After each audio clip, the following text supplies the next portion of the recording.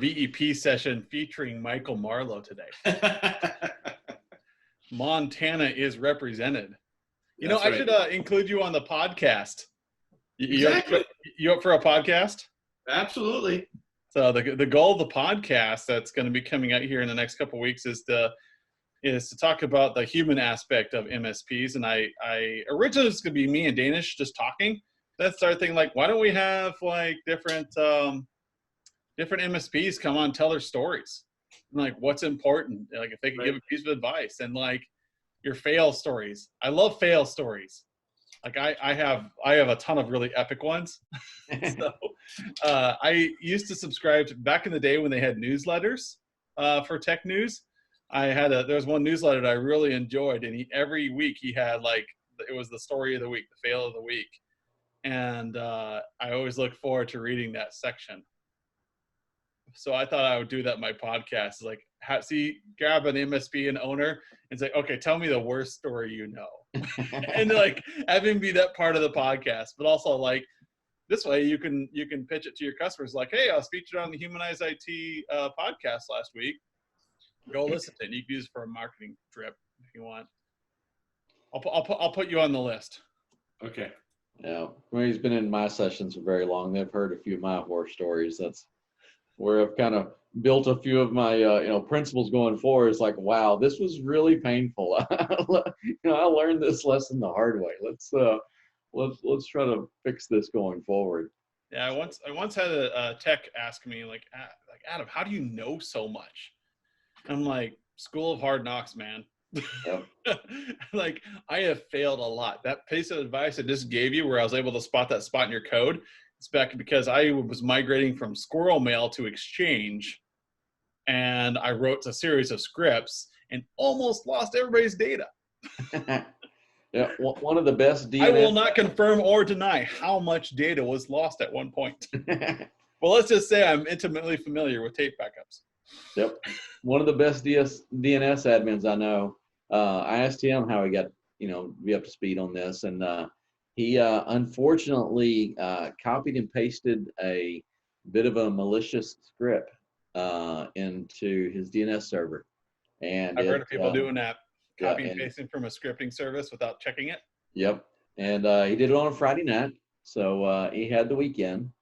And he came out of it, like I said, one of the best DNS admins I've ever worked with, because he learned a tremendous amount. So yeah, lessons learned are a great source, and when someone else learns that lesson and you just get to look over their shoulder, man, that's bonus points right there. Well, you're familiar with little Johnny drop tables, right? No. So back in the SQL injection days, when people weren't cleaning their inputs, the security community had been railing for people for years, clean your inputs, because you could put a SQL query in a username field or a password field, and as long as it returned true, it resolved. So you didn't have to have a password, you could just put a query in there that resolved true. And because the engine would then parse it. And so the XKCD, one of my favorite webcomics, had a webcomic about this lady who named her child Little Johnny Drop Tables. And we lost the entire student database. And well, you should clean your inputs then. Because of that webcomic, people started fixing that problem in their code. Mm-hmm. And so you can look it up today. That's the VEP message of the week. Look at Little Johnny Drop Tables. And it's just a really great story about how you can get users to do things if you make it a webcomic. So to that end, like one of the things that's coming up here in February that we were just talking about before I hit record was master classes. I keep getting bugged to do master classes. We had our series last quarter, which is all about like an overview of the operational series, the overview of the strategic series. It was more lecture format. And so people have been asking a little bit more for workshops or masterclass format where they can actually get hands-on and walk out with a tool. So that end, Skip is going to do the TSA masterclasses. And if Skip, you want to reiterate what you were just telling Michael about. Sure. Yeah, we'll take our technology stack assessment We'll break it down. We're going to do 3 sessions, and the first 2 will really go, hardcore on customizing that. But I think even after just the very first session, you should have enough to launch with a client. And ideally, even if you don't sit down with the client and run through that particular report, you should be able to have it done enough so that you can, pick a client and put it in as a test report essentially, and look at the back end and see how it all works out. So hopefully it'll be very, very practical. We'll take the 3rd session to review it and kind of go over some tips and tricks on how to make that work best and get some feedback from everybody. And ideally, and I will just kind of set the expectations here. Ideally, we want MSPs to run with this right away, even if it's that one client who's just kind of open for anything. They're like, yeah, try me out on whatever. They kind of enjoy this stuff or whatever. And so we'll get that report in your inventory and get it going so you can try it out with one of your clients really quick. Now, we'll say one other thing about these classes. We're going to try, or at least I'm going to try something new on mine. And I've had this, I was telling Adam this yesterday, I've had this roller coaster of attendance. For some reason, my classes always end up with like 1 or 2 or 20 in it. And so I kind of think it has to do with the launch. We'll put it out there. We'll make some, some announcements out of it. We get a lot of people signed up. And then, after time goes on a little bit, everyone who wanted to get in the class hasn't. And so we get a little lower attendance. So this year, or at least for the next few sessions, we're going to probably be limiting our seat in these to about 5. I don't know, we may do 7, but I think a smaller group will let us be a little bit more effective in our workshops there. So if you find one you like, and it fits the time frame you want, you need to go ahead and grab it right away, because seating will be limited in these upcoming sessions. Okay. Yeah, and go ahead, Mike. No, I was just saying, good to know. Yeah, and I'm a firm believer that you need to have smaller class sizes, because it helps with conversation. If you have, I think the rule is if you have more than 7 people in a group, then it becomes ineffective. So when you're having meetings with people, especially with clients, you'll notice that when you get more than 7 people in the room, it gets really quiet, because people like clam up a little bit. The introverts kind of come out and they'll sit and they'll take notes. But if you have like 3 people in the room, it becomes really chatty. If you have 5 people in the room, it's really chatty, which is why when you have a peer group, you want to keep it around 5 to 7, because some people won't show up. And those smaller, more intimate settings give people permission to talk about harder topics, because there's not so much judgment in the room. So my classes as well will be limited to 5. Ideally, if you can get in one of the classes and you're the only person in there, that's the best case scenario, but you're going to miss out on getting some of that feedback from other peers and how they're doing their TSAs. For me, I plan on doing a 1 hour only strategic session, like how to turn your QBRs into strategy focused sessions. So whether you're using the QBR template from MSPL or you're using our QBR template, the idea is, how do you shift that and set the expectations in a cadence that will allow you to maximize your perceived value. So, because what I'm having happen with a lot of people is when I kick off things is they don't understand that your QBRs, how do you have a conversation that's not technical? Like, I'm a technical person. How do I do that? And so, you know, whether it's a SWOT strategy session or just bring a box of donuts in and talk through this and how to contextualize that, as well as how to pace it. So you're not doing everything in one session. You're doing it over a couple sessions. So strategic session, technical session, project planning session.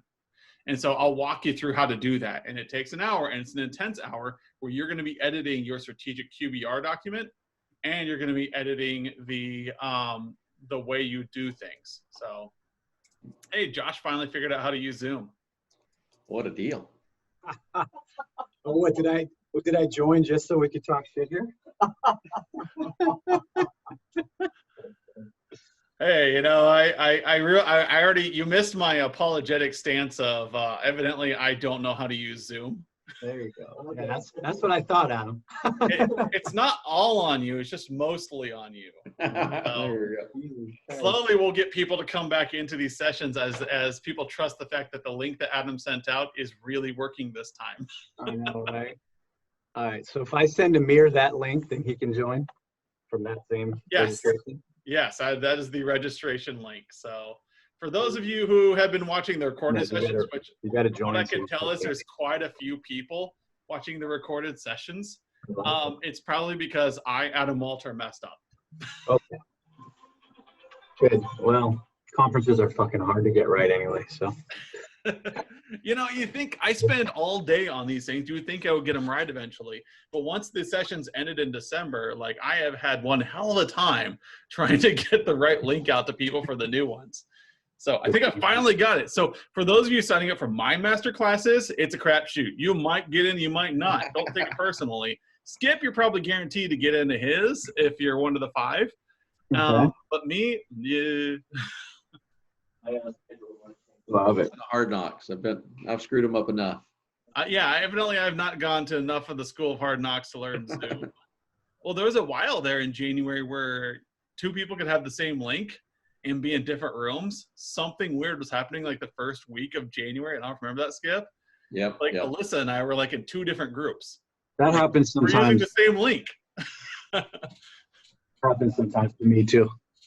It's So, a weird thing. Anyway, hi. well, we usually give you a different link, Josh, just because you're special. Ooh. So, anyways, I'm excited about these. The other thing I'm excited about is like I'm almost done. I know I've been talking about this for like 3 months now, but this is almost done, guys. You will have a copy of this for yourself. All the branding and everything that goes with it. You can white label it, whatever you want, but you can give this to your customers and not worry about paying for marketing. What is this? This is my new. This is the new. So VEP will be now known as HIT. Full on with a logo, and so this is a PDF you can hand your customers. Say this is how we do things differently. So you don't have to worry about paying for a marketing department to develop all this for you. There will be an entire set of marketing collateral you can use to pitch VCIO services. Nice. So yeah, real practically, I mean, we just got we got a framework put together for you guys. So, you know, everyone's, whether you call it VCIO services or strategic services or, you know, enterprise support services, you know, there's a lot of names for this out there, but at the end of the day, we want to engage their clients, you know, more strategically, more business focused.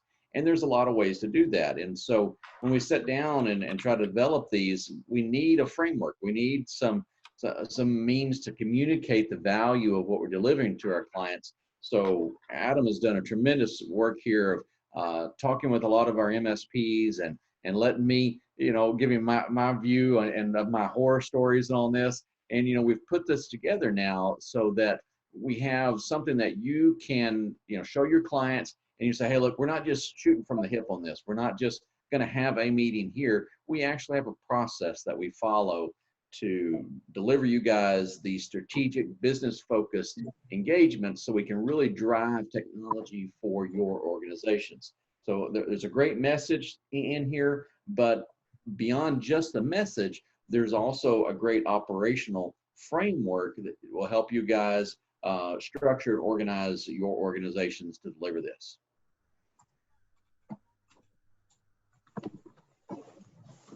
thoughts, Josh? Well, I love it. I'm curious to see where else that goes. Yeah, I mean, yeah, the idea is like you'll walk in and be like, it's kind of like Traction. You know, you're a Traction company. You're using them to help you get ahead and frame out your business. And you can use their logos and stuff if you want to kind of show people that you're a next level company, or you can use your own stuff. Depends on how much money you want to spend on your own marketing. Yeah. But I plan on opening up the branding of the Humanize IT logo as being like, hey, we are a Humanize IT shop. Mm-hmm. We do this. And so you can use all the logos and all the branding and not have to pay somebody to develop it for you. So I know you guys are all made of money, but at Virtual C, we run a pretty tight ship. Right. And anytime somebody wants to give me something really cool for free, I will take it. I will wear your swag all day. And keep scrolling down there and see what that's all about. So this is your emotional tie. This is the emotional, like, hey, the plea. And then as you scroll down, here is like, so when you do like our strategic document, our high level strategy, you measure on architecture, risk, and service. And so as risk and architecture increase, so you buy more equipment or you have more maybe compliance initiatives facing you, you're increasing service to reduce these. You're doing it through the lens of strategy. And so you're telling customers, like, we don't just sell you architecture. We don't just sell you equipment. We don't just give you services, but we give you services and architecture that reduce your risk and complement your strategy. Yep. So now you immediately sound different. That Yahoo that comes in and just says, hey, I'll fix your stuff, versus Josh Weiss coming in saying, not only will I fix your stuff, but I'll make your business successful. And along the way, we will more clearly differentiate, and highlight the reports and the processes that we're building out in managed services platform that align with these specific goals, so that you'll be able to see, to deliver an architecture element to your clients. These are the practical engagements or reports that you need to work with them on. Cool. I'm having a hard time reading that. Let me make it easier. That's cool. There, now you can read it. Much better. Yeah, so the idea is just to give your clients a very high level of confidence that you are a professional company that is different than every other MSP out there, because you're taking a holistic approach. Yep. You can always go to a 24-hour, like when you're sick, you can always walk into the emergency care clinic and get your antibiotics and walk out. But if you actually want to take care of yourself, you walk into a primary care physician and you do your physicals every year. You come up with a plan for weight loss. You do all this other stuff to make your body better. Yeah. So if a client wants break fix, they can have break fix. But for those that are looking for a bigger engagement, a healthier style of running their business, that's what you're there for. And then that's what this like downloadable PDF, you can put in a drip campaign towards new clients or your existing clients, so you can have an excuse to talk to them about strategy. Like, hey, we're adopting this new humanized IT architecture or framework. And to kick it off, it requires us to have strategic sessions with each one of our clients. When can we schedule yours? And so that becomes your conversation with your client. And they're like, oh, yeah, let's do one in January. And you can use this new year to kick off these sessions. And now you've already distinguished yourself. So some other Yahoo comes in and talks about, oh, yeah, we can help you out better than Josh's company. Now they look kind of like schmucks because, well, how are you doing that? Well, we run FortiGate OS stacks and we have HP compliant, and they look like a bunch of jackasses now. Yeah. Like, we'll stick with the jackass we have because he at least seems like he knows what he's doing. I like it. Now, of course, the framework is slightly different than my 4-part framework. So correct. And so that's why this is like white label. It's just, make sure that people understand. So the reason for, this is that, even if yours is a little different, this will be white label. You can adjust it however you want or make your own. But just so you see how we're doing it. Yeah, I like to follow our framework, then you just use our marketing. But if you have your own framework, like, oh, well, I want to make this exact same thing, but with a little bit different. So nice. Very cool. I like it. What else is on the docket for early year? What are you guys excited about? Any other? Getting rid of snow. Okay. Like Getting rid of all the snow. I used the strategy 3.0 and I sold someone a system audit. They're a small business. They don't need network scans and shit. They need someone to just kind of audit how they're doing things. Yeah. Like it. I've been using the self-assessment gauges. Oh, nice. I had a client self-assess their security at 10 and I looked at them like they were fucking insane. She rated Everything else we do for them, she gave us a 7 or an 8, and then she rated security at 10, and I was like, what the fuck? Oh, ignorance is bliss. I was like, hey, because I scored you at a 20 myself. Oh, out of 0 to 10. I thought you were saying 0 to 10. She scored herself. No. She scored herself 100 out of 100. Oh, I was thinking of the slider bars, and so I was like, oh, well, she scored 10 out of 10. She's got a little bit of pride issues. It's like 10%. Okay, they're not very confident. The funny part is that I'm just like, how could you possibly think you're doing everything right on security? It's just funny to me. So it's kind of a fun exercise to show someone, here's what you think, here's what the scores give you.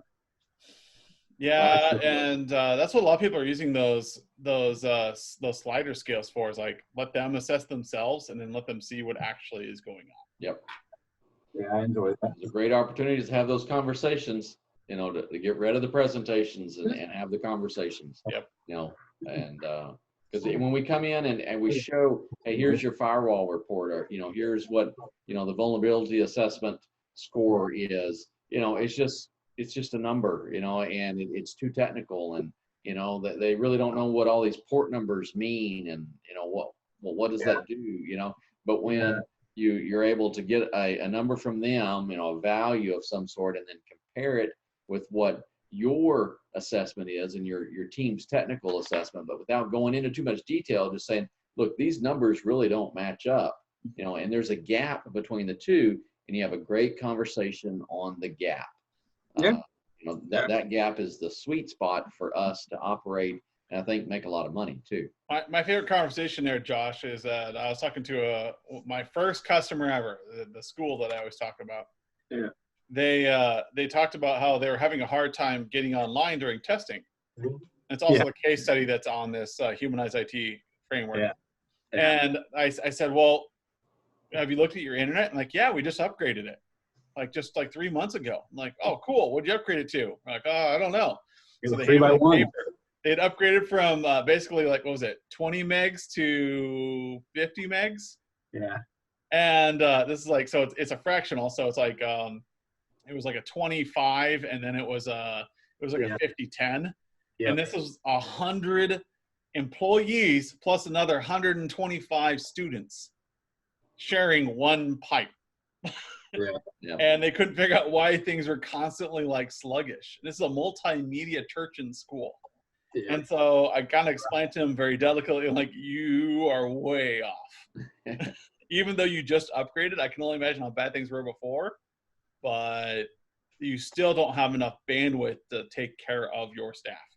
Exactly. Oh, luckily in Nebraska, in Lincoln, Nebraska, you can get a gig to the curb for about $300 a month. $300. Huh? $300. Yeah. Costs a lot more than that in LA, man. And that's fiber, by the way. And symmetrical. Glass. Yep. Glass fiber to the curb. $300 for a school. And you get subsidized, so you get a minimum of 40% off of that. Okay. I'll take it. Yeah. What's my...